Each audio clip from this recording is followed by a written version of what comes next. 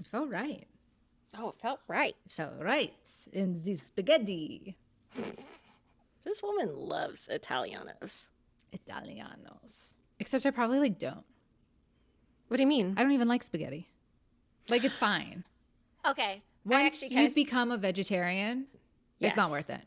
Yes. Yes. Like, we went to a fancy restaurant in Aruba, like our first time ever. This was a few years ago.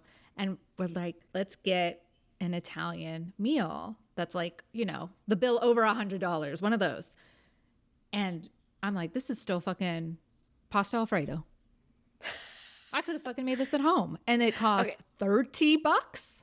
You were in Aruba, though. That's like going to Shanghai and being like, I would love a baguette. What are you saying about Arubans? Nothing. No, it's true. And I also do feel like, and this is not a judgment on people that love it. To me, from my perspective, from my human perspective, spaghetti with red sauce, that's kid shit. That's kid food. Mm-hmm. And if I go to an Italian restaurant and you cannot even give me the bare minimum of like an olive oil with like a cooked garlic, parsley situation as a vegan, like you're not a real Italian restaurant. Yeah.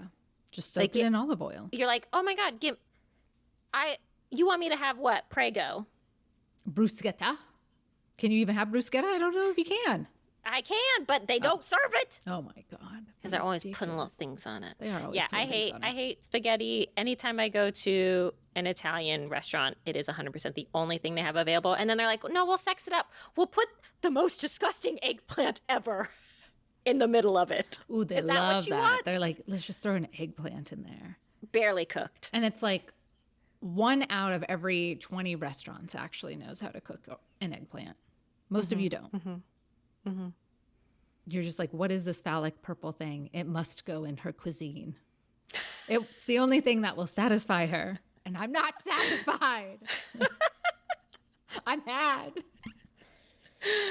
I'm so hungry. I'm just hungry. I should welcome you. Please welcome us. Welcome to Witch Yes, a podcast for casual conjurings, witches in training, and season 8. I'm Alicia Herder. Season 8. You turn that on that side, it's like looking in a mirror, baby. Oh, infinity, baby. You and me, I'm Tara. Forever. Oh, she's Tara. But we're forever. Yeah. I mean, if we really think about it, if no matter can be created or destroyed, it's not only that we continue to be best friends forever into the future, but we have always been best friends. Oh, I believe that, though. I believe in every iteration, in every star system. 100%. We find each other every time. It's true. It's so cute. And I guess in every season. It's true. And, you know, just to make a good season great, on today's episode, Witchy Beefs. It's fucking on.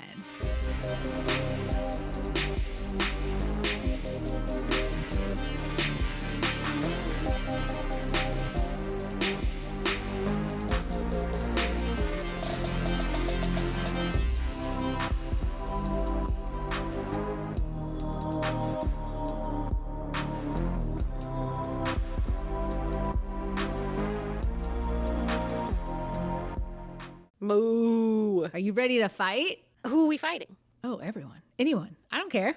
Who are we mad at? Oh, the list. The list. She pulls out the Prezi. It would be a whole presentation. She's like, hold on, let me open my notes app. It's true. Beefs. I actually am part of this like sisterhood journal with some of my friends where you like make your own. Have you heard of this thing? It's a TikTok thing. I know. Everyone roll your eyes. It's cute. Everyone makes like their own journal.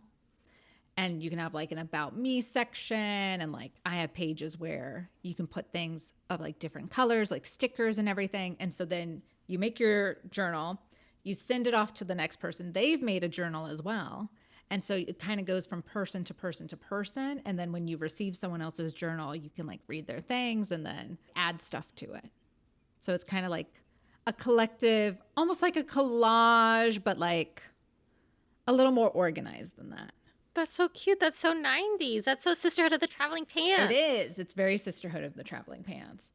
And in mine, because I am the drama queen, absolutely, of course, I had a section that's more tea. Tell me your gossip. Just whatever gossip's going on right now. And I'll find out about it in like 3 months. So it's going to be late, but I'll be able to like read everyone's gossip, which is great. And I also put, tell me who your haters are. Put the fucking initials in this book. Yes. Put them in this book. These fucking haters. We want to know them. First name, last name. I know. I was like, you can put first name, last name. You can just put initials. It's okay. But you gotta sacrifice someone for the book. I can't be the only one holding grudges in all these friend groups. It doesn't make any sense.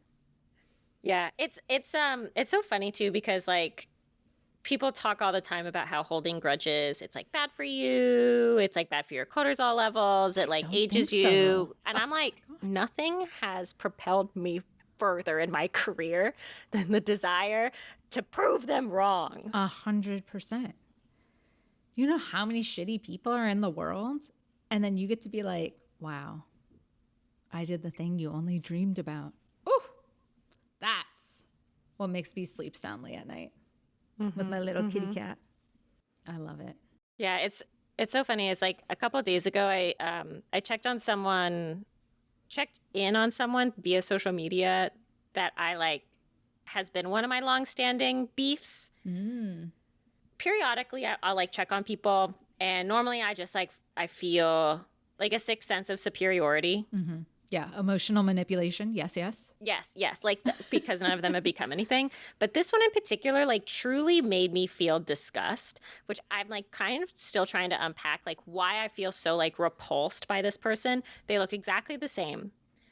Which could be good or bad. They could be gorgeous. We don't know. No, I mean, an average, a 6. Okay.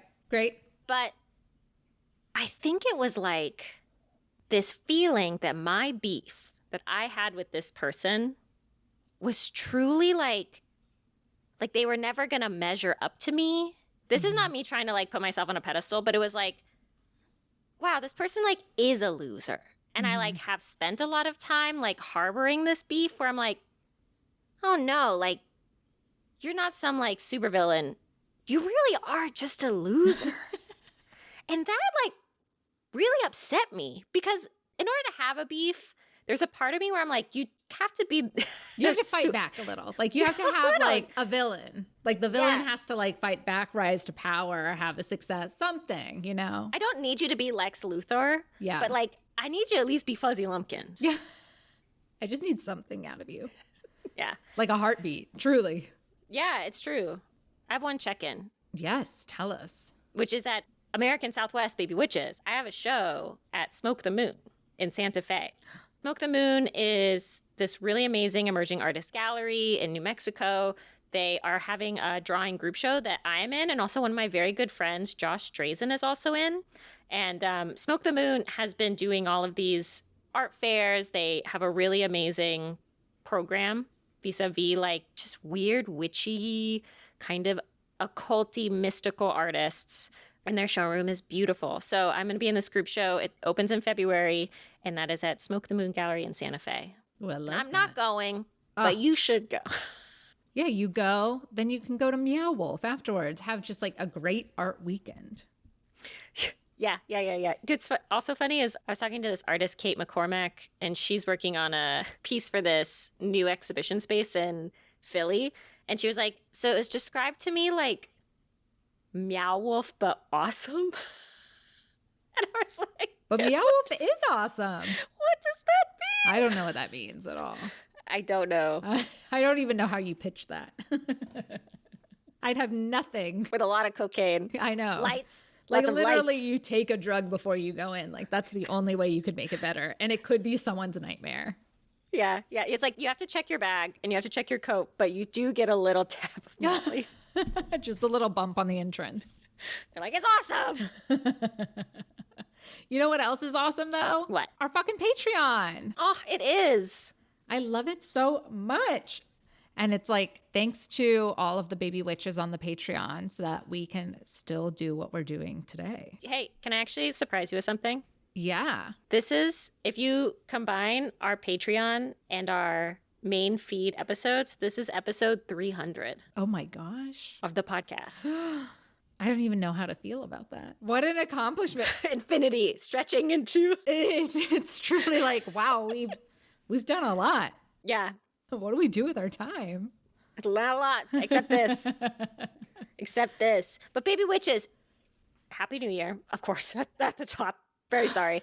But if you have a New Year's resolution to spend your money on women-owned businesses, to put your money where your mouth is, to put your mouth on my mouth. I can't help you with that last one. However, the first two. I can help you with it. Yeah. Come through me if you want to kiss Tara. I will pimp her out. I'll find her. I'll bring her to New Mexico. And also, if you're looking for over 150 extra episodes of Which Yes, I can supply those things for you for just $5 a month. I love this. Ooh, shit's so good. And last week we talked about the devil's footprints.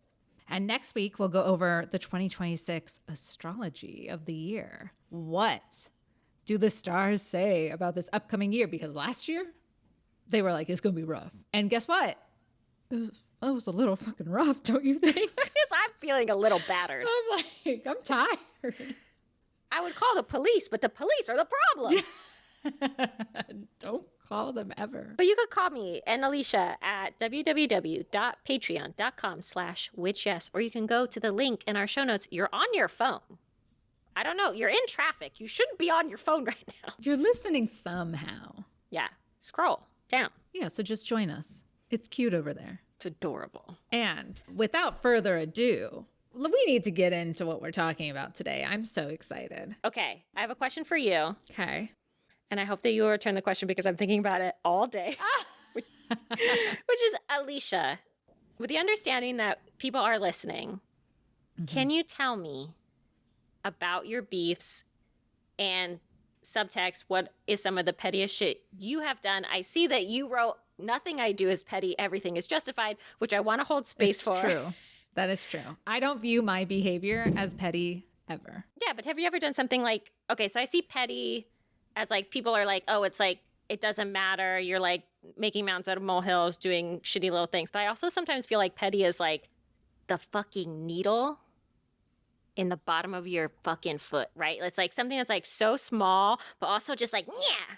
I put the rock in their shoe. Yes, the rock in your shoe. Like the, have you ever gotten like one of Artemis's hairs stuck in your foot? Her hair is so soft. Stuck in my foot. I get dolly hair stuck in my foot and it hurts. Oh no. Different breeds, man. Eyelash in your eye. It's all very bodily, but the floor is yours. Well, I mean, if anything, she's got beefs. She's got beefs. She's got grudges, and I love it. I live for it. It's almost like a new beef a week. It's a rotating beef. It's like the kitchen's open over here. She's like overconsumption core. Like she is the reason that we have the CO2 levels. It's so true. There's so much beef. There's so much. I am the problem with the environment. I see how it is. But one. Doesn't have to be one. Oh, doesn't have to be one. I know. Trying to think. Because this isn't the Patreon. If this were the Patreon, I'd be a little bit more loosey-goosey. You know, this is the main feed over here. But one time, someone on a set that I worked with, for no good reason, like screamed at me. Oh, yes. I know this man. And thus, I don't know, you got to get revenge. It truly wasn't warranted either. Like 100% all sides, like objectivity, it was not warranted in any way. And so I'm sure he's received a million spam calls by now from the Church of Scientology. I don't know. Maybe. Allegedly. Allegedly. Some would say. Some have heard on the wind. But I don't even see that as petty. Like, it took some effort. I see it as justified, and I see it as revenge. Straight up. And I felt really good about it. He will know no peace. I hope not. That's my prayer. Straight into the heavens. Well, okay, what about you, though? Since you've been thinking all day about it. I mean, you picked one that's like so one-to-one. I mean, I have two Ooh. that I could tell you. One's kind of gross. Well, I mean, tell us both. One time, I got a really aggressive text message. So I was working at this place, and a customer at this place, sent a very aggressive text message to me specifically regarding the fact that the place was not open because there was an emergency. So we had to close down the establishment, and she was fucking pissed and sent like this really long, intense text message that was basically like, you're a piece of shit, and you don't deserve to like have any of these opportunities, and no one is ever gonna come see your thing ever again, But she did it from her own phone. Ah, what a mistake. And I looked her up via her own phone that she messaged to me on, and found out that she's a therapist. Oh, well, that's not good. And so then I made a bunch of ghost accounts and left really aggressive reviews on her therapist page. And then I signed her up for Trump's mailing list. I mean, that's a good one. Yeah. And I periodically I do it over and over again because I assume that she's like unsubscribing. Yeah. The other petty thing, which is when I was dating my ex in Hawaii and things were not going well, and I found out that he was cheating on me, we had a cockroach problem. Mm-hmm. And like 2 days before I broke up with him, a cockroach crawled in the top of the coffee pot. Ugh. And I cooked the cockroach and fed it to him. I made a pot of coffee and I gave him the cup of coffee. Dude, you know what, though? That cockroach, he's not cooked. He was in there, like, stirring all the coffee together, like, making the whip, making the cute little flour on top. Mm-hmm. He's still in there. There's no way you cooked him. I hope so. He's absolutely still in there. I used to have, like, a thing where if I was mad at someone and I had to, like, send them anything or give them anything, like if I had to send someone a piece of mail or I had to like hand off paperwork, I would whisper into it like, "You stupidly bitch, I fucking hate you. Everything you've ever done is stupid and I hope you fucking die." And you send it on its way. And I send it on its way. Out into the ether. Yeah. Ooh, I love that. So that's like how I handle beef. Dude, just hate with intention. Truly, I think that's it. Yeah. But also vis-a-vis beef, and I'm going to like maybe get into this a little bit later. Sometimes it's embarrassing if you're too public with how much you're beefing. I can see that. I don't like people knowing so much that I've been injured by what they do, but I will take every opportunity to feed them a cockroach. Yeah. If that makes sense. But I also think that's the mastery of good beef. There's a lot of perspective. Mm-hmm. And you've got to have, cheerleaders on your side. Of course. And nothing sounds good if you're like, I'm constantly obsessing over this person. They said something mean to me and blah, blah, blah, blah, blah. You gotta just throw it in for like the laughs. Mm-hmm. Gotta like have the right narrative for your beef. Of course. The right viewpoint. It's all very important to keeping beef alive and well and not losing friends, I guess. From your own beef. Hey, if you're siding with my beefer, I'm not siding with out your to beefer. pasture you go. She sent me the cockroach that was in my bathroom the other day. No, I would never do that. Also, cockroach trafficking. True. Like, leave them alone. And this guy, Marcel, hated this. He hates cockroach. Truly believe it was a one-off. This was the biggest motherfucker I've ever seen in my life. I've named him Butch. We did not kill him. Oh! We did take him out of the house. Okay. But he's still alive. But he definitely like ate all the other cockroaches. So I was almost like, I got attached. I was like, I told Marcel, like, you can't kill him because this is like such a feat. Yeah. I was like, this is truly survival of the fittest. And he deserves to live. Look at how big he is. He's like those giant bears that have been eating food for winter. Yeah. Exactly. And we all vote on which one's the biggest. Kinda. He was huge. And I hope he's living a good life outside. Yeah. Those aren't the ones you have to worry about. It's when you start seeing the little guys. Yeah, where the you're little like, guys. we have a problem. Yeah. There were no little guys because this guy ate all the little guys. So we're good. We love Butch. Vis-a-vis last season, he feasted. No beef with Butch. Except Marcel might have beef with Butch, but that's okay. You got to choose a side at some point. So let's get into some of our witchy beef. Okay.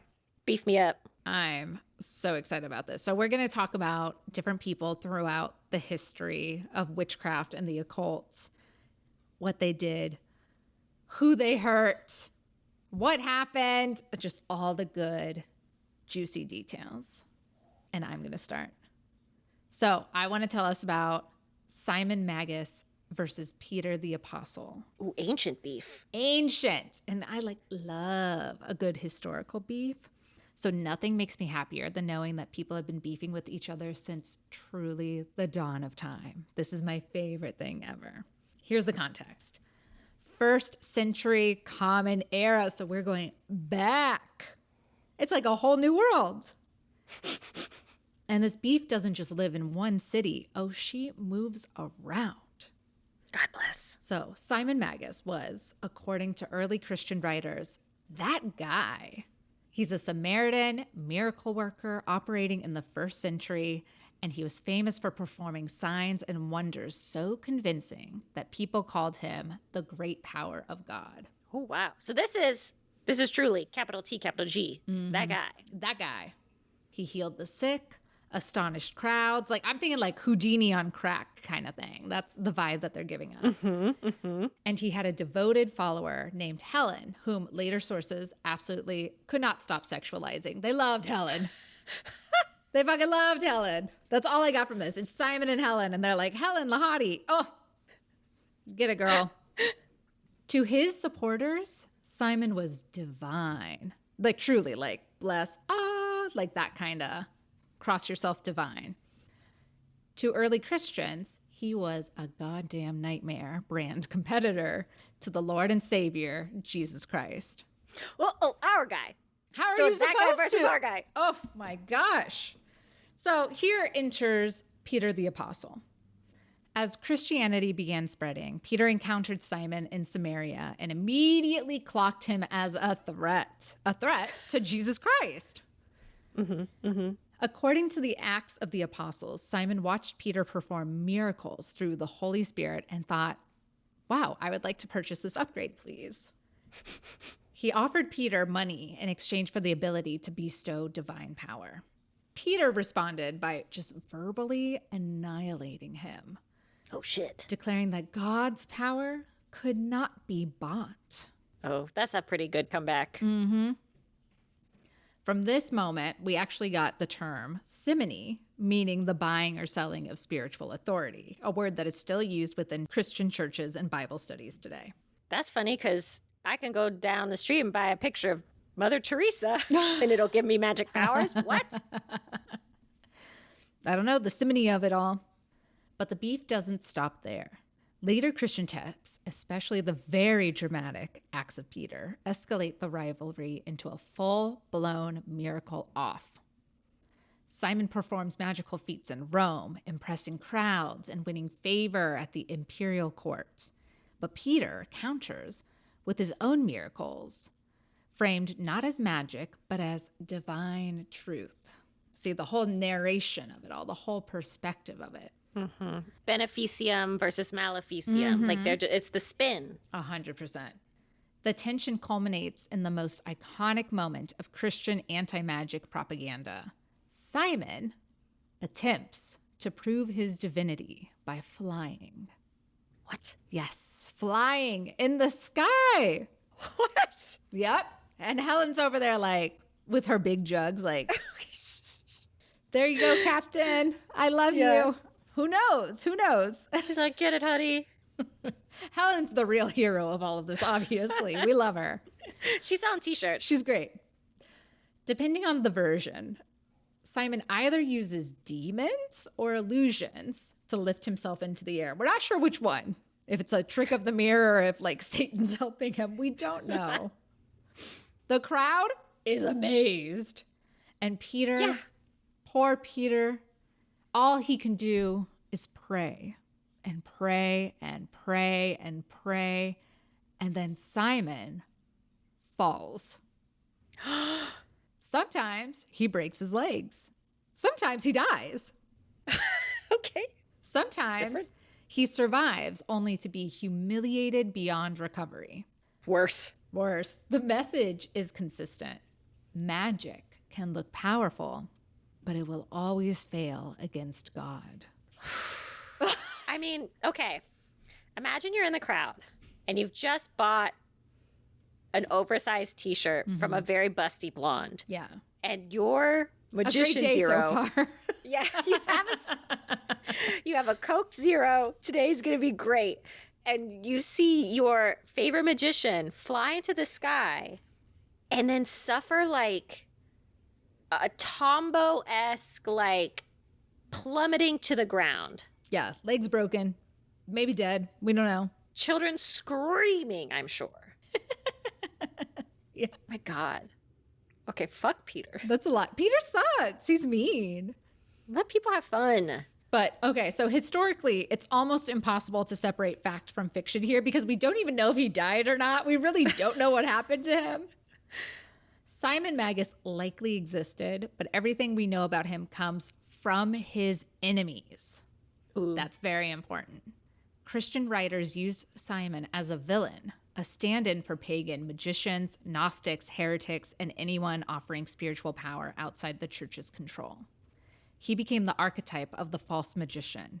Arrogant, transactional, sexually suspect because Helen's over there. And of course, doomed. Poor Helen. This beef matters because it's not really about Simon and Peter. It's about who gets to define legitimate power. Christianity framed its miracles as grace, not magic, and cast all rival spiritual practices as deception. That rhetorical move worked so well that it shaped Western attitudes towards magic for the next 2,000 years. Simon didn't just lose the argument, he lost history that day. And the church has been winning the PR battle ever since. I love this. I love that it had like real world consequences to have a not just like a building or a park named after you, but an entire religious concept named after you. That kicks ass. I feel bad that basically historians were like, well, Helen couldn't have had brains or business sense. She was really only there for t-shirts. Like, someone had to sell the buttons. Yes, some of the records. Yeah, I know. What happened to Helen? Her money ticket, her fucking meal ticket. It truly was. Maybe dead, legs broken for sure. Mm-hmm. Humiliated. Oh, what a shame. But that is kind of to my point earlier where I was like, it depends on the perspective and the viewpoint of the beef. Mm-hmm. Is you got to make sure you're on the winning side of the beef. Yeah, the beef losers, stinky. You don't want to do that. Because people, they can smell it a mile away. Got to be a beef winner. Okay, so let's talk about next Apuleius on trial for witchcraft. So here's the context. Beautiful name. Circa 158 to 159, Common Era. Location, Roman North Africa, which is now modern-day Libya/Tunisia, somewhere in that area. Okay. Apuleius was basically the Roman Empire's most suspicious boyfriend. He would be on a reality TV show. A philosopher, novelist, world traveler, and devotee of mystery cults. He was famous for knowing too much, saying too much in his confessionals, and being a little too charismatic for comfort. Great at a party. Great at shining. Bring him to the dinner. He's going to have a wonderful time, and so will you. Great gossip. Like, if you're a host, he is your in. I'm going to put him in the traveling friendship journal. Absolutely. Do not date him. Don't do that. No, he's loose. He is loose. But around 158 CE, after marrying Pudentia, a wealthy older widow, stress on the word older, Apuleius suddenly found himself on trial for witchcraft. The accusation that he had used love magic to enchant Pudentia to steal her fortune and generally wizard his way into her estate. In Roman law, magic wasn't illegal per se, but using it to manipulate people absolutely was. Okay, so they're like, we like jazz hands, but you can't use it to gain wealth and prominence. Yeah, you can't use it to steal someone's wallet out of their pocket. Yeah, no tricks. Mm-hmm, exactly. And Apuleius, with his Greek education and witch-heavy novel called The Golden Ass, that's Impossible. the translation. Oh, well, okay. Oh my God. He looked extremely guilty to anyone already feeling threatened, to which, as Tara so greatly reacted to, I definitely went on a tangent because was his book actually called The Golden Ass? Thank you so much. So, yes and no. Apuleius' novel is officially titled Metamorphoses. But since there was already another famous work called Metamorphoses, hi Ovid, people very early on started calling Apuleius' version The Golden Ass to avoid confusion. Because yes, it is about a man who turns into an ass, a donkey. A literal ass. Okay. So this is before Midsummer, but I see where Shakespeare got his idea. There's a train of thought about a flamboyant man turning into a donkey. Magic all around him. Magic. Anyway, back to our story. The evidence against Apuleius was less spellbook and more vibes based. His accusers pointed to the fact that he owned mirrors, studied fish, Witch. and wrote poetry, and participated in strange religious rituals. Okay. Okay. He also had books, knew philosophy, and spoke, dare we say, Greek. Oh, well, he's an immigrant. All of which to a Roman provincial court read as deeply untrustworthy because, they were probably a little racist. Yeah. The subtext was clear. This man was weird, persuasive, and he married into money. Therefore, magic. And he's a writer. He cannot be trusted. He's a very prolific writer, apparently. The Golden Ass. Apuleius' response was not to deny knowing anything about magic, because that would have been boring. Yes. But to redefine it completely. In his defense speech, which he represented himself. Do not think for a second he did not represent himself. Which his defense speech is now preserved as the Apologia. But he claimed that what ignorant people called magic was actually just philosophy. The study of nature, the gods, how the world works. True magic, he argued, was intellectual and divine. The kind of magic his accusers feared, that was just the realm of foolish, uneducated people and old women muttering charms, which I don't know why we had to throw old women into it. That's kind of rude. His wife. Step back. Leave other Helen out of this. So old Helen. I know. Leave old Helen. She lives. So he didn't just defend himself. He roasted everyone else in the room. I love that. And this move actually worked, to go and defend yourself, but actually you're calling out everyone for being a fucking stupid idiot. Everyone's like, oh yeah, maybe I'm being a fucking stupid idiot. Yeah, they're all like, am I stupid? Are you? Are we stupid idiots? By drawing a hard line between respectable intellectual magic and low folk sorcery, Apuleius turned the trial into a class argument. He framed the case not as a question of spells, but of jealousy, inheritance, and small-mindedness. The real crime, he implied, wasn't witchcraft. It was that they were offended by his own intelligence. And that he likes to eat old pussy. Mm-hmm. And that's okay. Let it be okay. And dude, the court bought it. Hook, line, and sinker. Apuleius walked free. kept his wife, kept her money, and turned the whole ordeal into a literary flex. But okay, so here's the dark twist to it all. This trial quietly helped set the rules for centuries of witch accusations. Oh. Apuleius survived because he was male, educated, wealthy, and able to control the narrative. By contrast, the kind of magic he disavowed, charms, love spells, folk practices, would later become the exact behaviors used to condemn women, the poor, and the powerless. So in saving himself, Apuleius helped create the blueprint for who magic would protect and who it would destroy. That's fascinating. That's like that kind of thing where it's like nothing is created in a vacuum. It's true. Oh, everything. I hope that my beef, though, yes, has huge consequences. I'm all like dreaming of someone going back through time and being like, this time that she fought, that's the one that really did it for humanity. Yeah. For better or worse. That's what set off the AI explosion code and saved us all. The pluribus of everything. It comes back to this one beef. I think also that like the great thing about this story too is the true flamboyance, which is like haters hate like the sparkly person in the room because they are everything that they wish that they were. Absolutely. Jealousy. Like any of those judges would have given anything to be in his position. Yeah. But could they have performed? No, probably not.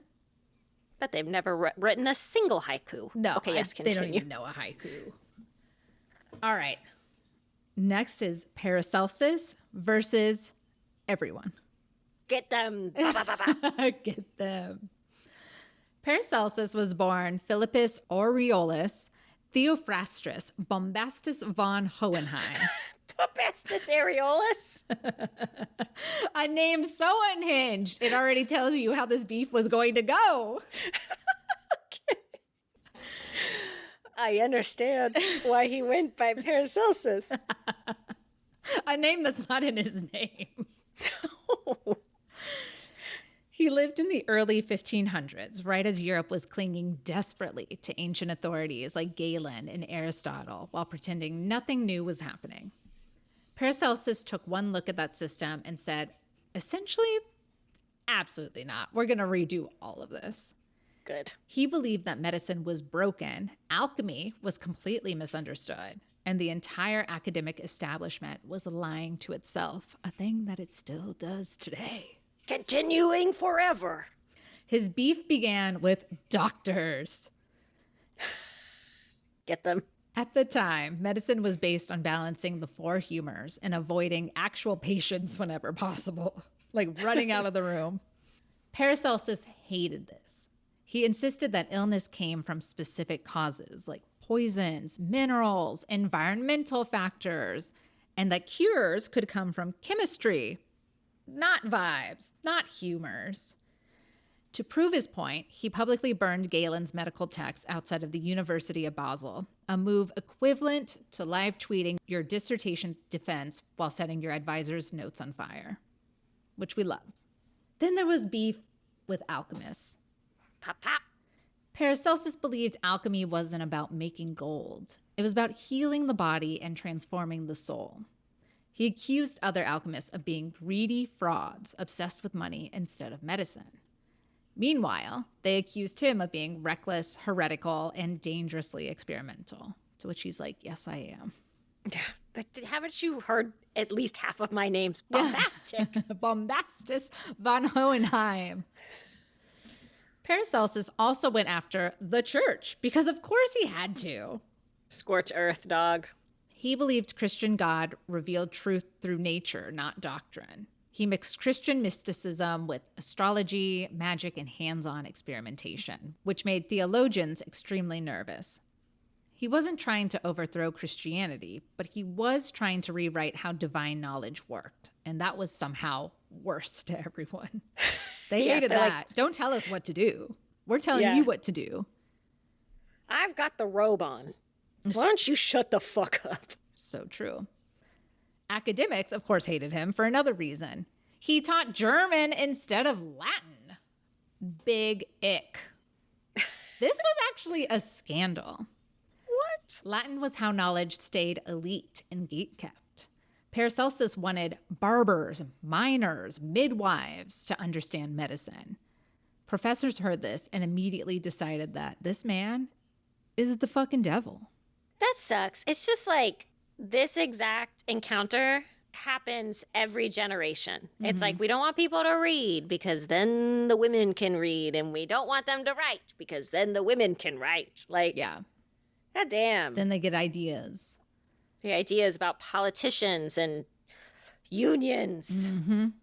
And then to top it all off, there was his personality.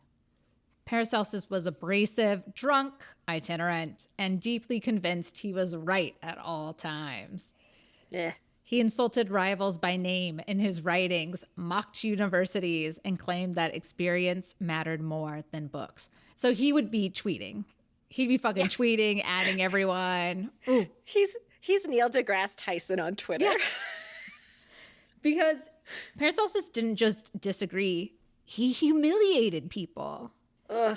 It was a roast every time. And unsurprisingly, he was driven out of city after city after city. People fucking hated him. I get it. But here's the real kicker. Paracelsus was kind of right. Annoying. Not about everything, but about enough. He laid the groundwork for toxicology, like the dose makes the poison, modern pharmacology, and chemical medicine. He helped drag alchemy toward chemistry and medicine, like toward science. Now Paracelsus may have helped the advancement of society, but he didn't necessarily come out as a winner. He did die poor, bitter, and largely disliked. But intellectually, he fucking changed everything. Who's the contemporary to us that is like that? That is Paracelsus. Yeah. Where it's like, yeah, you're right, but like, I don't like your tone. Yeah. I don't know if there's someone that has enough. I don't know if anyone's like as brave as Paracelsus right now. I would think like a Bernie Sanders or like an AOC, but I feel like that's kind of tame when comparing it to Paracelsus. Oh, yeah. The opposite track would be like Elon Musk, but that's a different like philosophy altogether than him. Yeah. I don't think he's right. Yeah, exactly. It's somewhere where you're like, yes, unions are good, even though you are fucking annoying. Yeah, I remember watching Bill Nye's like TV show he did when he was older, and I was a little bit like, you don't have to talk down to these people, and also you don't have to like insult people. Yeah. Relax. Like, it's chill, dude. I don't think the tarot card reader that you brought on is like the problem with the government. But what do I know? What do you know? My card of the year is the Ace of Swords. So that's how your year's going. And I'm going to pass this off to you now. Well, thank you for handing me the mic. I'm so Been excited. over here waiting. Excitedly? Eagerly? Eagerly beefy. Ooh. Quite beefy. Quite beefy. So, I want to tell you about a beef between two women. Oh, finally. Let's bring some femme energy into here. So, just to start off, when you research occult history, one of the things that you'll come across is a multitude of names of people with the teeniest, tiniest Wikipedia articles about them, right? So it's like you look up like Jack Parsons, and then there's all these people that he's connected to. And then you go to them, and then they're like, you know, these people are really only deemed important enough to have a Wikipedia article only because they're highlighted in history because of their proximity to these great people. The Helen of it all. The Helen of it all. And Aleister Crowley shining light on the Jack Parsons of the Wikiverse. But if you look into them, shine your light brighter, you'll find that the Jack Parsons actually have extensive information out in the world. They're just a little less accessible. So this is the cross-divisional issue I have in the case of this first beef that I'm going to talk about, which is between Dion Fortune, who occult historians claim was one of the most influential thinkers of the occult world next to Aleister Crowley. Damn. And Moina Mathers, the successor and lover of Samuel Little McGregor Mathers, one of the three founders of the Hermetic Order of the Golden Dawn. Get it, ladies. So let's start with Moina. Moina Mathers, born Mina Bergson, was a Swedish Piscean artist. born February 28th, 1865. She seems largely contextualized within the light of her famous brother, who won a Nobel Peace Prize for a poem, and the light of her famous husband, who did create a religious order for which she was the first initiate. All right, fine. Before Moina was offering up her body to the golden light, she was little Mina Bergson, who liked to draw and paint. Mina was a feminist in the late 1800s and held the core belief that woman is the magician born of nature by reason of her great natural sensibility. Okay. Woman is the magician. Yeah, she is. Mina had a best friend We love this. who she met in her second year of art school at Slade School of Fine Arts, where she was slowly amassing a pile of awards and scholarships. Like, she's a good artist. Oh, I love this. Okay, good. She's got talent. This friend was Annie Horniman, who was not a very good artist, but she was very rich, and she loved giving money to artists and theaters. Then we love her too. The two vowed to be best friends forever, and they pretty much were, until enter spooky boy Samuel Little McGregor Mathers. Is his middle name Little? Yeah. Now, Mina promised her BFF Annie she would not marry spooky boy Sammy Mathers for fear that it would distract her from her true artistic pursuits. Annie's greatest fear, because remember, she's put money into this bitch. That makes sense. But promises made, promises broken. And No. 2 years later, Mina Bergson would become Moina Mathers, the first initiate of the Hermetic Order of the Golden Dawn, at the behest of one of its three founders, her husband, Sammy Mathers. Moina didn't give up her art practice for her husband, but folded it into her spiritual work. So all those drawings from early Golden Dawn era, those come from Moina, and their ritual spaces were covered in her artwork. Annie would go on to support Mina, now Moina, financially throughout her life, along with several playwrights and theaters, until the untimely death of Sammy Mathers in 1918. Remember that date. Okay. 1918, Sammy Mathers dies. Okay. When Moina would assume her role as the imperatrix of the Golden Dawn successor, Alpha et Omega. So now she's like, I'm the cult leader. Yes, we love a woman cult leader. My time to shine. So where's the beef, you say? Mm-hmm. This is not the beef between two best friends who made a pact in college together to remain creative spinsters for the rest of their days. No, this beef between Moina Mathers, patient, Piscean, Swedish artist turned mystic, and a bombshell baddie from London. Welcome to the stage, Dion Fortune. Also, one thing you cannot tell from this picture is that she has massive hubba bubbas. Important information to know. Important. So about Dion. This is, of course, not her real name. I mean, we can only hope, but we understand. Her real name was Violet Mary Firth, and she was born December 6th, 1890. So we're dealing with a December Sagittarius. God help us. Oof. God rest her soul. And there's a lot of writing about Dion Fortune because Dion Fortune wrote a lot. 30 published works, 7 published posthumously. And I think this is the key to history. Writing. Like, everyone that's starting a Substack right now has a greater chance of being remembered than, like, I don't know, most others. Okay. So the problem with this beef is that we really only get one side due to the sheer quantity of material on Dion. But let me give you a little background into her, and then we'll get into the beef and then the side beefs. Love. Little Violet Firth came from an upper middle class family in Wales that made its money in the steel industry. They were so well off that their grandfather had a family motto for them, Dio non fortuna, which means in French, by God, not luck. Okay. Fun. Well, little Violet was not so lucky because despite knowing little to nothing about her time in Wales as a child, we do know that at some point she was sent to Studley Agricultural College, a school made special for girls with psychological problems. Oh. So she's struggling. Agricultural college. Yes, apparently she's very good with chickens. Great. And I don't think she invented soy milk, but she was like big into soy milk. Okay. Psychological problems or not, Violet was such a good student that she became a faculty member before leaving after a beef that she had with the college warden Lilas Hamilton. So this is beef number 1. Yes. So I'm going to gloss over some stuff. Violet has her first of many spiritual experiences working in a soy milk factory. Oh, she did love soy milk. During World War I. Soy milk has been around that long? I know, isn't that crazy? That's insane. I think people have been farting a lot since the beginning of time. Crazy. Getting little tummy aches. And this is when she becomes obsessed with the Ascendant Masters. At some point at the beginning of this spiritual journey, she befriends an Irish occultist and Freemason named Theodore Moriarty. Yes, that's his real name. And after a series of occult time skips and misadventures, they both arrive at the doors of this newish esoteric order, Alpha et Omega, in 1919. This is where the beef starts. Yes. Violet is not impressed. Pay no mind that World War I just ended like 2 seconds ago. Violet found that the A&O to be drab, stuffy, and, quote, entirely populated by widows and graybeards, fussing over laborious and boring ceremonial magic. Is graybeards just old men? Yeah. Great. It sounds like a sick way to, like, neg someone, though. Oh, Graybeard? you graybeard? Yeah.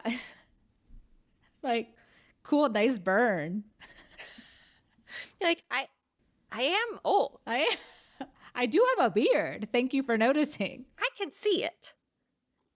Violet thought the whole organization was overly concerned with authority and hierarchies, which held too firmly to the strictures of tradition. And from Moyna's perspective, what year is it? 1919, baby. What happened in 1918? Is this the Spanish flu? Is this the one where everyone got COVID? It's true. So, 1918, Spanish flu. Who died? That lady in, well, that's a spoiler alert, so never mind. Who are you thinking of? Her husband died. Who are you thinking of? Oh, was it the husband who died? Yeah, the husband who died. No, you're right, because the other one died in childbirth, and that was very sad. Who are you talking about? Wait, let me look it up. What are you talking about? Where did you go? Downton Abbey. I'm gonna fucking throw my microphone. What? No, maybe she did die from the Spanish flu. Well, no, maybe she did die in childbirth. I'm kind of confused. I watched it during COVID. We're in the middle of an episode and she's like, oh, that girl from the American Girl doll series? Wait, who are you talking about? I don't know.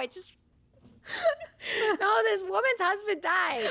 Okay. In real life. In real life, okay. It's 1919. Moyna just lost her husband to the Spanish flu. Oh, I didn't realize that's why he died.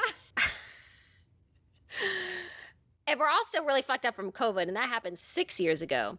And so she's trying to, like, keep his vision, the successor to the Golden Dawn, alive. She's trying to keep all of these people together. And this fucking 29-year-old bambino with big hunga bungas comes in, asking a shit ton of questions and being impatient and critical and vocal about the A et O needing to change. Mm-hmm. And we've all known these women, and sometimes we've been these women. And I can understand how that's very annoying. But that's all well and good if Violet wasn't such a prolific writer.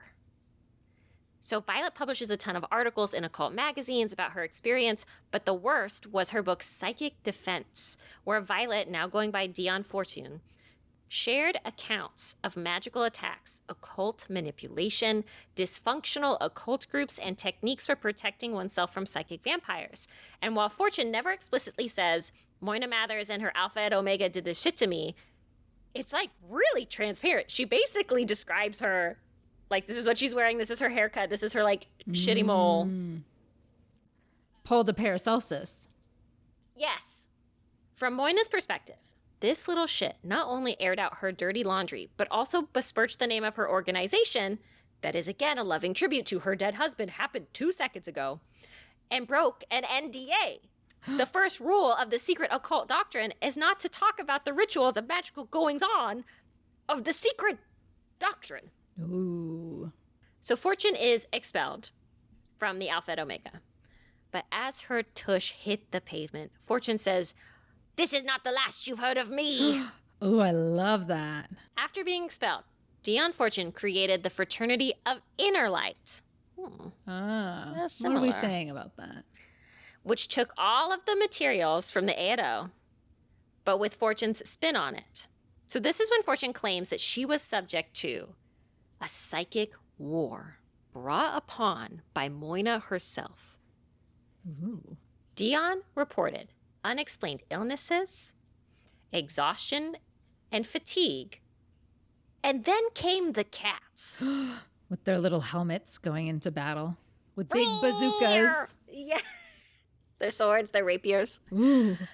Fortune believed an army of etheric and physical cats confronted her and assaulted her on the regular among other astral entities. So it's like the cats, they're in like a massive army, but then they've got like elephants and shit, cats riding the elephants. These cats and other psychic damage were being lobbed at her and interfering with her magical work.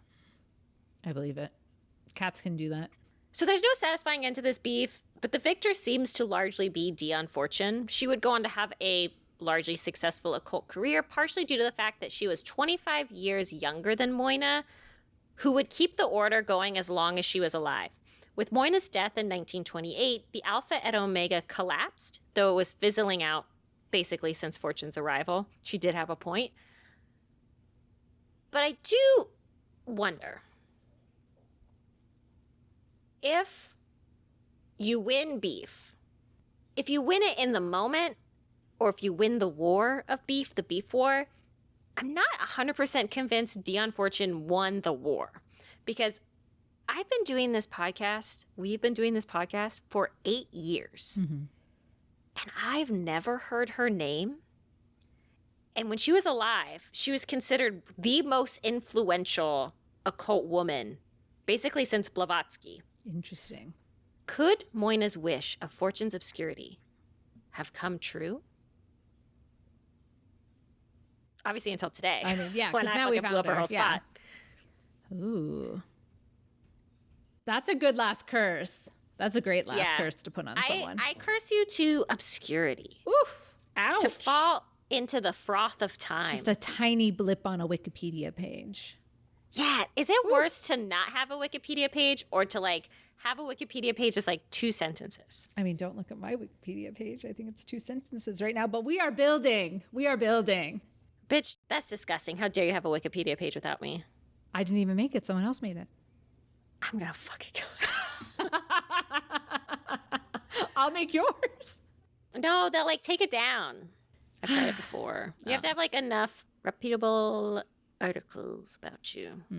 Okay, we'll work Which is on why this is the year I get on the New York Times. it. It's happening. It's happening. No obscurity over here. You know what else is happening? Tell us. Aleister Crowley's happening. Dude. I have Aleister Crowley against the world. It's amazing. It took us this long to get to him. We were kind of avoiding him. We were like, it'll just be forever. He's gross. Bald. So in occult history, there is no beefier beef than Aleister Crowley. Mm-hmm. So we shall go chronologically. Please. All right, very Dion Fortune. Aleister Crowley slapped his titties on the table at the Golden Dawn headquarters and said, "Sign me up, baby." He was described by all as a nightmare. I hope one day that happens for me too.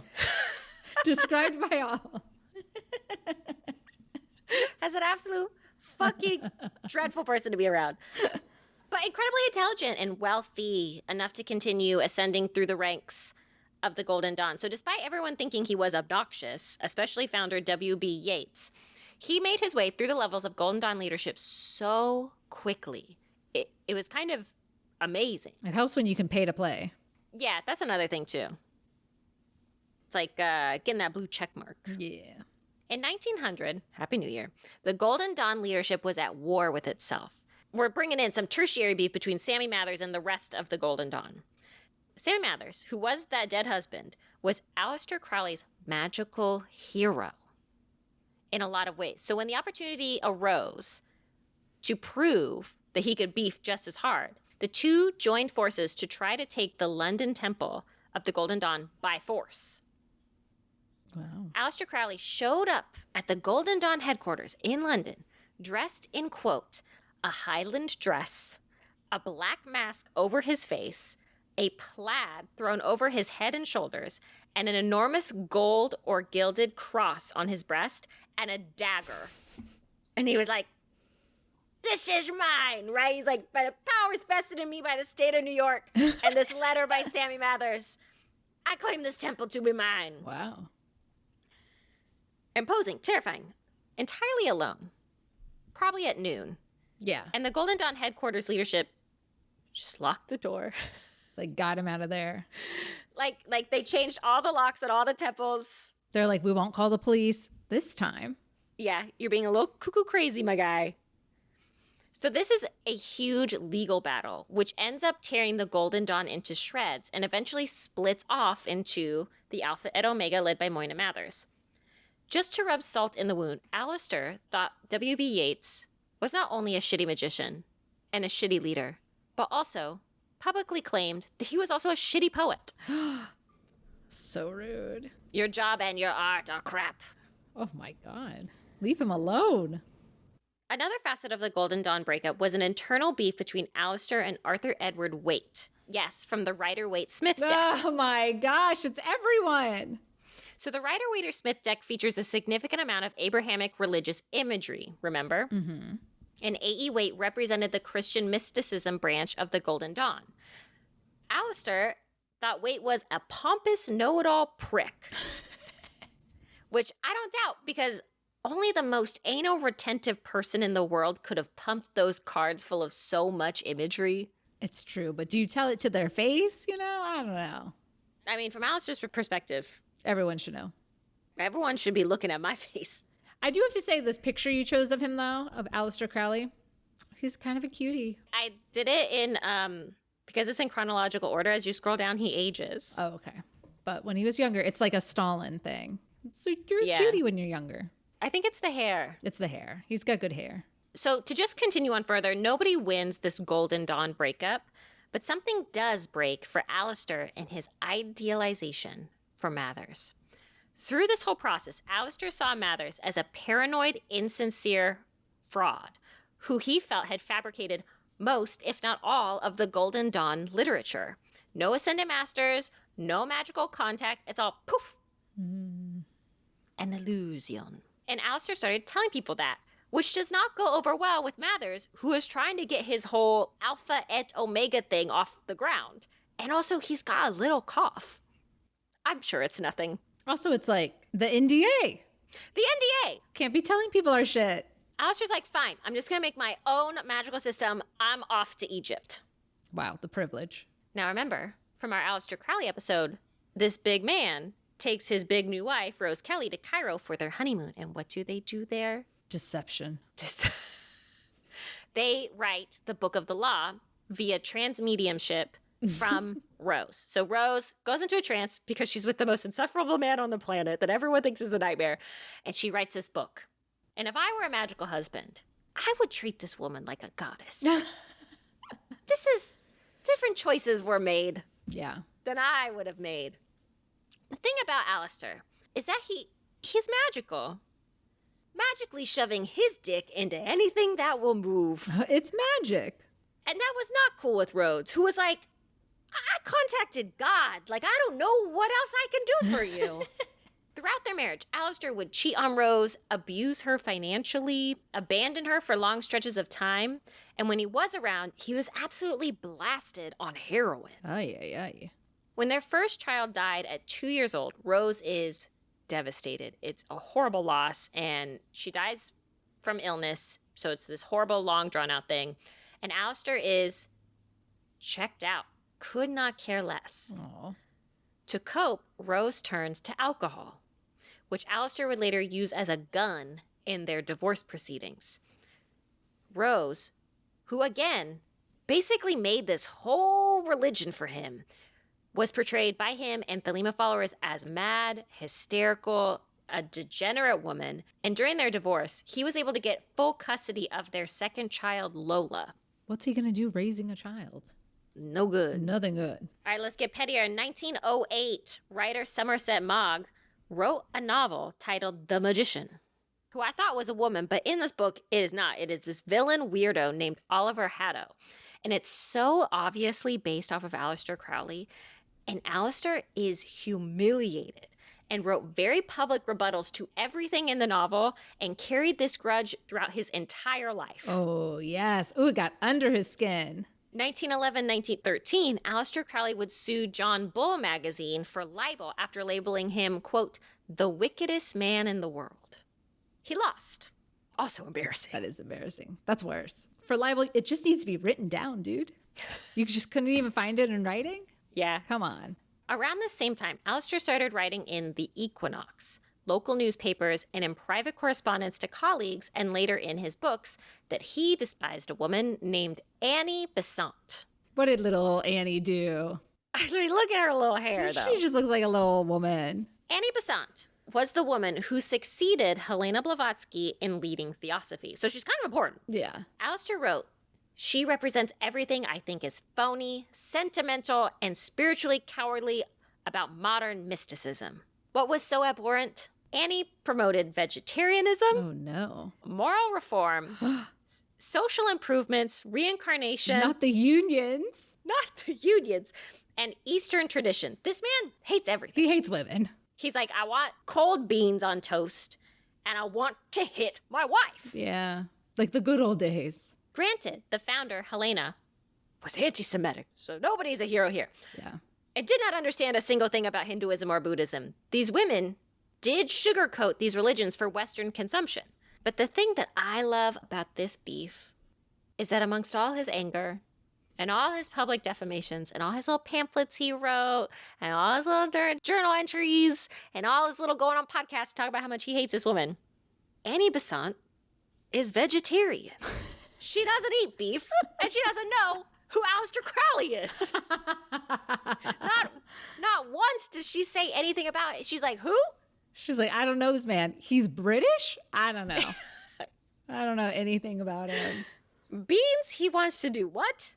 Similarly, Aleister had massive beef with Rudolf Steiner. Have you heard of this guy? I don't know if I have. Maybe the last name. He's the founder of anthroposophy and the Waldorf schools, which I don't know very much about. No. So I don't really know anything about Rudolf Steiner's ideology, but when Aleister was beefing, Rudolf was the kind of guy that was going on these extensive international tours. He had fan bases all over Europe. He had whole schools and institutions dedicated to his worldviews. And I suspect that this made Aleister drunk with jealousy. You think he's the shiny one in the room? I think so. I think it's like every insecure person is like, who's the person that I wish that I were? I will shoot them publicly. I will kill them. Yeah. Who shot Andy Warhol? I forget her name. Valerie Solanas. Valerie Solanas. The Valerie Solanas of it all, but the lesbian version. Aleister accused Rudolph of plagiarizing older occult traditions, moralizing occult practices to make it more palatable. Remember, Aleister likes to kill cats and fuck and steal kids. Oh, yeah. He called Rudolph a fake clairvoyant and called his followers gullible bourgeoisie sheeple. Nice. Got him. Get his ass. And Aleister papers the streets with pamphlets, essays, reviews, articles in newspapers, articles in the Equinox, articles in his burn book. And there is, again, no evidence that at any time did Rudolf Steiner make any kind of rebuttal. Not an utterance of Crowley ever came out of Rudolph's mouth in all of his years of public speaking. Damn. That hurts more. And I think that's an avenue for winning beef, which is when someone's beefing with you, the best thing that you can do is be like, who? Oh, savage. All right, even pettier. Aleister is on a mountaineering expedition in the Himalayas. Why? And during which he's always up to stuff. You could be like, he's scuba diving, he's writing a novel, he's going to culinary school, and he's mad about it. So he's on this mountain in the Himalayas, during which he quarrels viciously with a fellow traveler. When an avalanche kills and injures several people on this trip, he refuses to help at all. What? He's like, no, fuck them. Like, make them dig themselves out. Yeah, they wouldn't listen to me before about occult rituals, so why would I Why would I help them now? this man who has a family? That's crazy. So this story spreads, and he is universally detested within the British mountaineering community. So a whole, not only Oh, no. newspapers, Mountaineers. That subreddit, furious. Yeah, blocked. Blocked and banned. Alistair would also beef with his second Scarlet Woman, Leah Hersig, who would end up leaving him for the same reasons that his first wife did, but not after helping him establish the Abbey of Thelema in Sicily, you know, the scary trap house that they all lived in. No, not that. After their move, Leah realized what a selfish, disgusting, lecherous manipulator Alistair was. But it wasn't until the death of their first child, Anna, that Leah saw how emotionally dead this man was. He does not give a fuck about dead kids. Wow. When she left, just like with Rose, Alistair rewrote all of Thelemic history to eliminate her from its lineage entirely. Wow. He's petty. He's super petty. All right, but Alistair never beefed beefier than his beef with this woman that he beefed with, whose name is Beefy Betty May. Beefy Betty May, come on out. So I'm kind of obsessed with Betty May. If you look at this picture of her, she looks diabolical. She does. Cute Bob. Betty May was a singer and a dancer. I wrote a danger, but I meant a dancer. She's very dangerous. She was also an artist model in London. So this woman, she does it all. I love it. Her husband, Raoul, was an Alistair fanboy and convinced Betty to travel to Sicily to be with him to join this Thelema Abbey. Okay, they're like, we're going to the trap house. It's going to change everything. Within a year, Raoul is dead. And Betty went scorched earth. She goes straight to the press and gives an interview that 60 Minutes would throw all of Europe into the sea for, right? Like this interview with the man everyone's calling the wickedest man alive. Wow. She says, let me tell you. In the Sunday Express, Betty described the Abbey as a den of filth, blasphemy, and evil magic. Crowley called himself the Beast 666 and delighted in every form of wickedness. My husband was made to drink the blood of a sacrificed cat as part of a magical ceremony. Aww. And just to drive the point home, Betty was explicit. She says, Alistair Crowley killed my husband. Fucking do it. Get it, Betty. This is the best Barbara Walters interview she's ever had. It's just like, so was it before or after the cat blood that he made you take off your bra? Betty gave more interviews to John Bull magazine, who again called Alistair the wickedest man alive, and any other British newspaper who would answer her letters. She was like, I'm telling everybody. Everybody's going to know what you did to me. She claimed Crowley forced disciples into degrading sex magic rituals, corrupted youth, and exposed them to unsanitary conditions that led to the death of her husband. She's like, a parasite.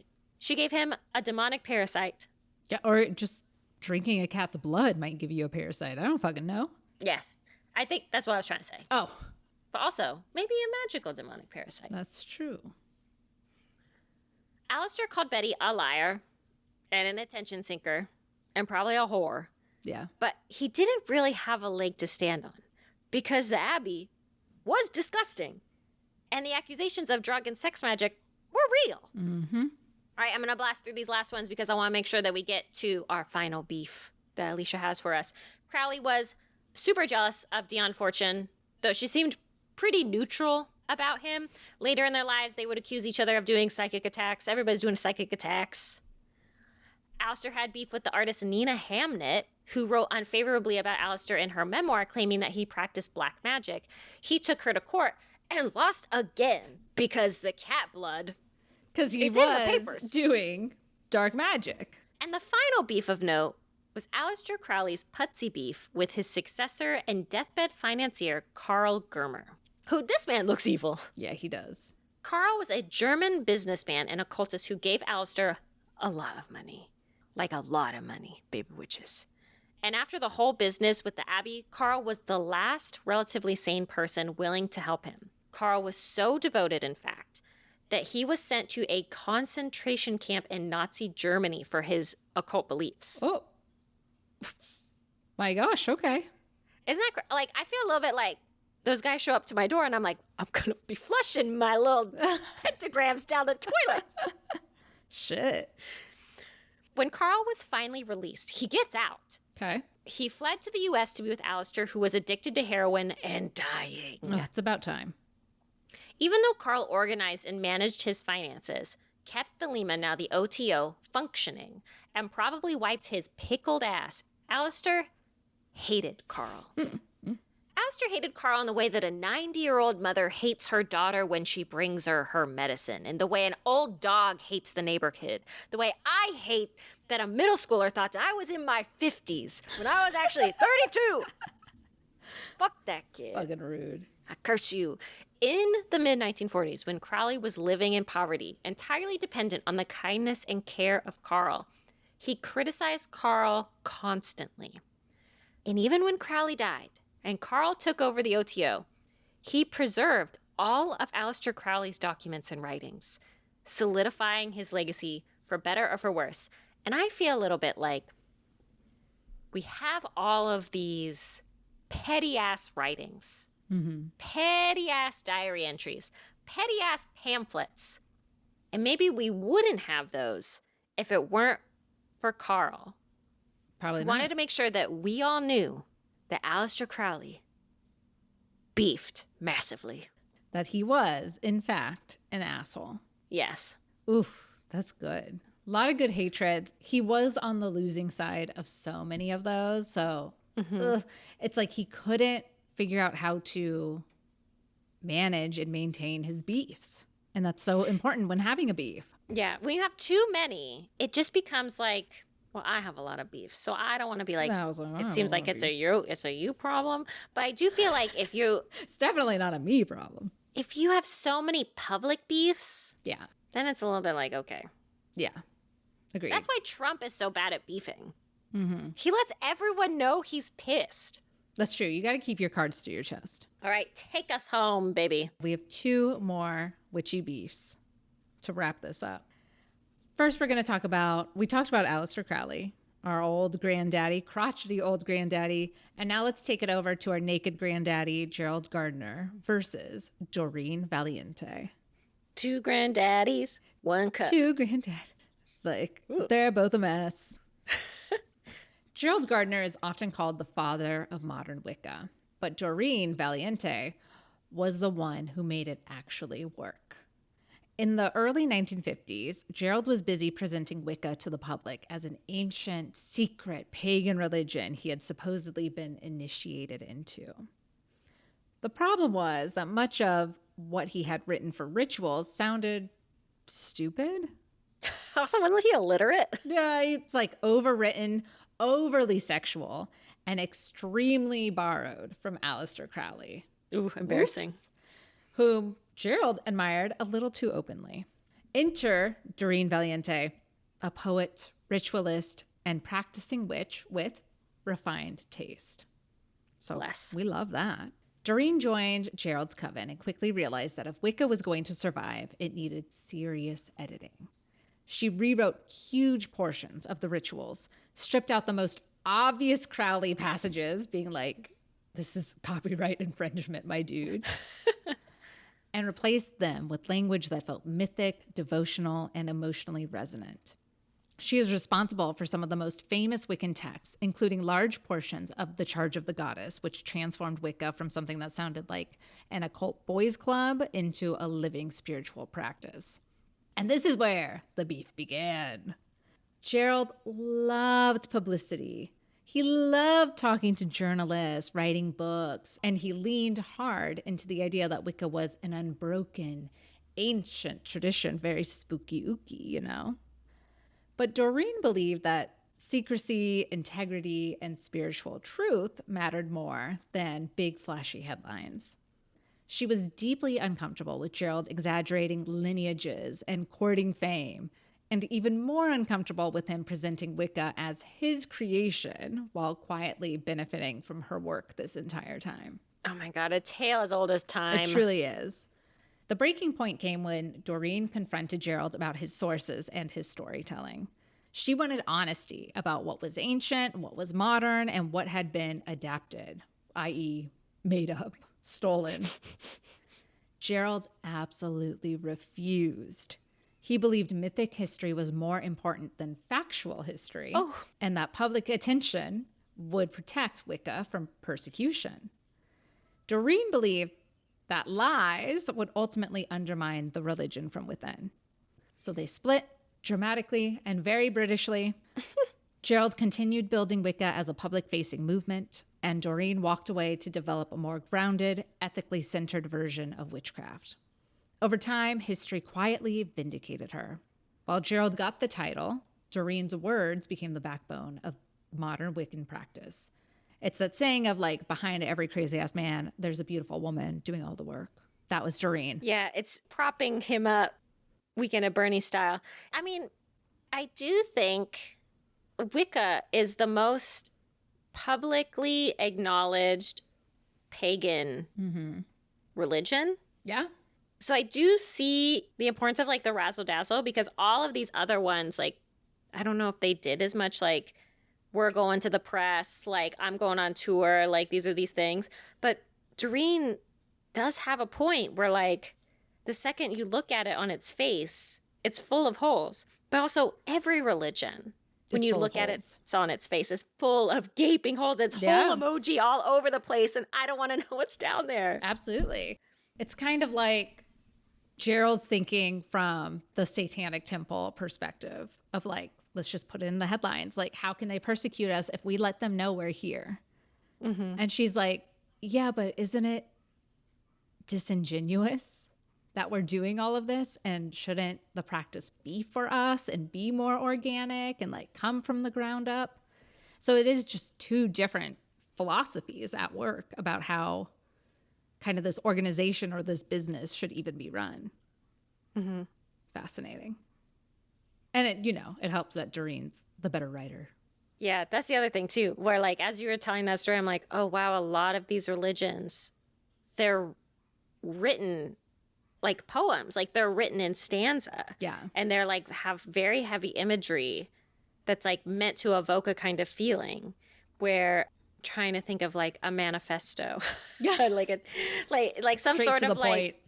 right-wing manifesto full of crazy talk doesn't inspire the same kind of... The Anarchist Cookbook, just a how-to manual. Yeah. Yeah. No, I can totally see that.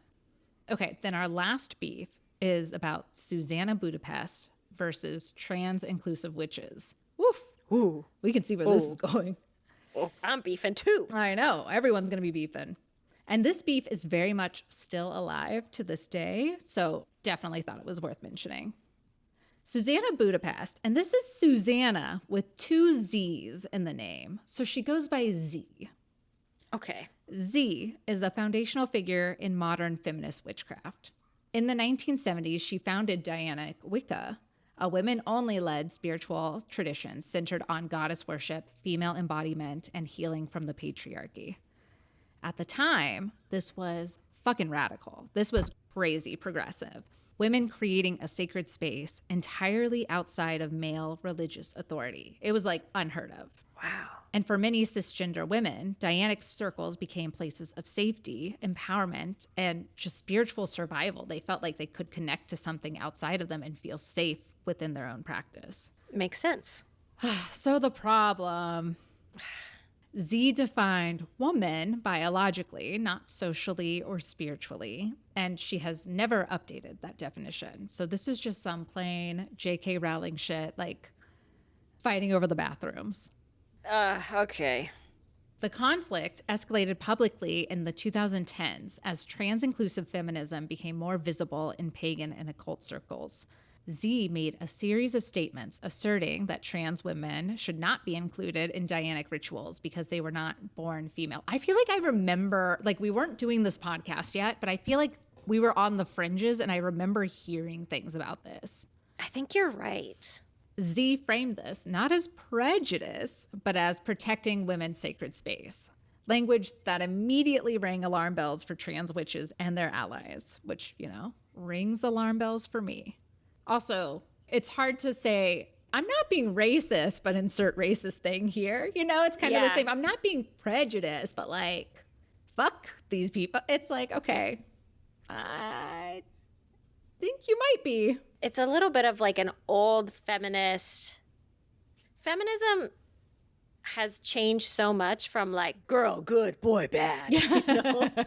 Very second wave feminist. Absolutely. Yeah. It's giving like feminine mystique, like men are from Mars, women are from Venus. Yeah. And within that is superiority. But like, yeah, it's just like gross. Like, read a book, dog. Yeah. Like, come on. Get on the internet. Things hit a boiling point in 2011 when a trans woman attended a Dianic ritual at PantheaCon in San Jose, California. Z later publicly condemned the inclusion, which sparked massive backlash. Shitty. Pagan communities, festivals, and covens began openly debating whether Dianic Wicca was inherently trans exclusionary. And spoiler alert, many decided, yeah, it is. Many were right. Many were like, if we're going to behave this way, then yes, it is exclusionary. So the fallout from all of this. Z was disinvited from PantheaCon and other major pagan events, which I'm sure in some ways Z is making money from doing these and being a public figure for Dianic Wicca. Yeah, there's turf witches everywhere that have lots of money. Yeah, exactly. Younger witches and feminist occultists publicly broke with Dianic Wicca. So that was the bigger thing. People left it completely. Oh, embarrassing. Trans-inclusive traditions like reclaiming eclectic witchcraft, modern Wicca, explicitly stated their opposition to her views. So like you kind of had to choose a side. Like, are you in or are you out? We can't be playing this like Olympics shit, you know? Yeah. Am I a person or not? Yeah. And Dianic Wicca splintered. Some covens kept the name but rejected her ideology, and others just abandoned it entirely. It is a kick-ass name. It is, right? Diana, like, fucking Artemis, like, shit. You know we like it. Yeah, are you like an Artemisian Wiccan? Like, what? Yeah, I know. Unlike ancient occult rivalries, this one isn't safely over. So Z is still alive. Dianic Wicca still exists in multiple forms now. And modern witchcraft spaces are actively deciding like what values they stand for. And, you know, as time progresses, I'm sure decisions will change and different things will come up as well. Yeah, this just like seems so obvious who the aggressor is. I know. And who's like the who the villain is. It's like, you can't be the villain in the beef. Yeah. It's also so funny. I think it's like like there's so many situations where a beefer's like, you know, fuck this guy, and the other person's like, who are you? I'm just over here eating a sandwich. Yeah, just minding my own business. Like, why are we doing this? I love trans people. Me too. So at the end, I wanted to circle back around to our own beefs and read the beefs of our listeners and curse them. Let's curse everyone. Let us get together and curse. Okay, baby witches, just to start off with, if you have a beef with someone right now, hold their name within your heart and within your head, and I curse them. Curse them.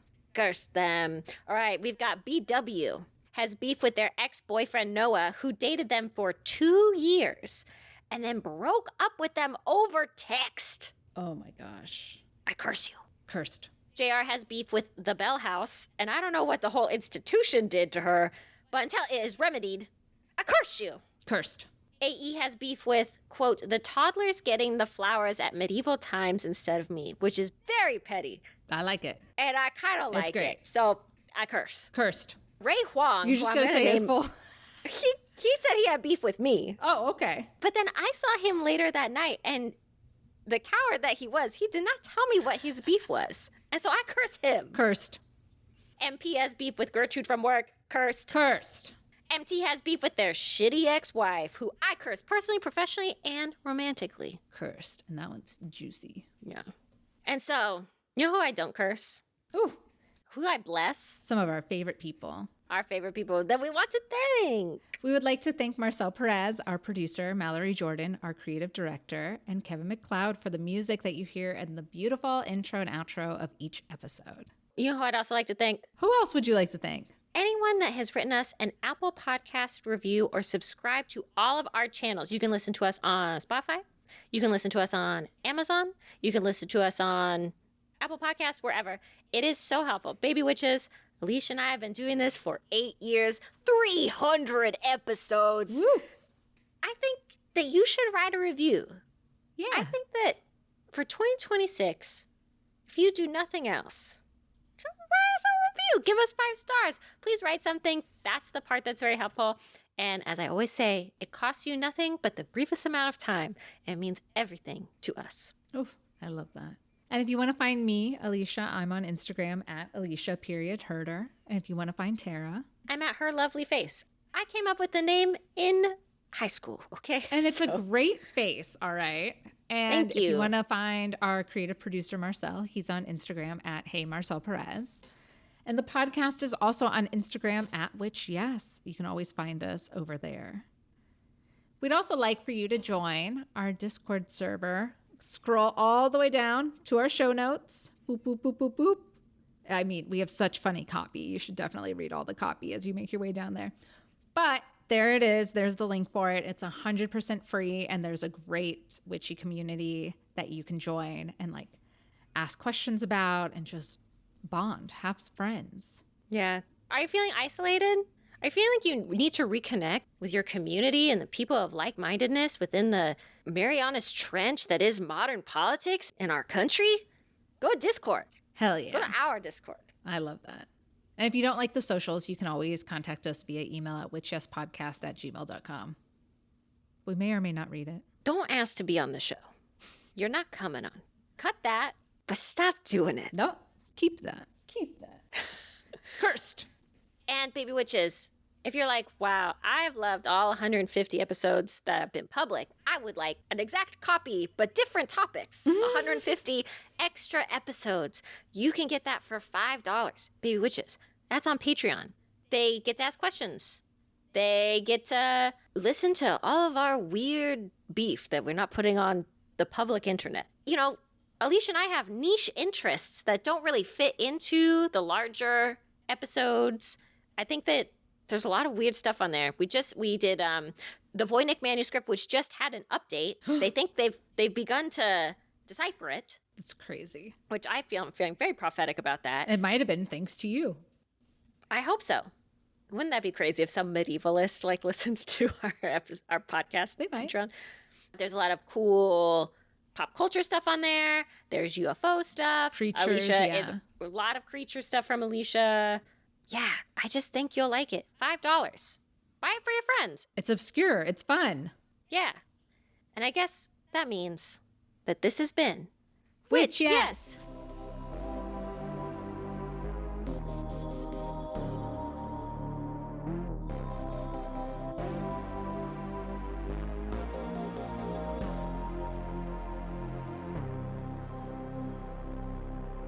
Bye. Bye.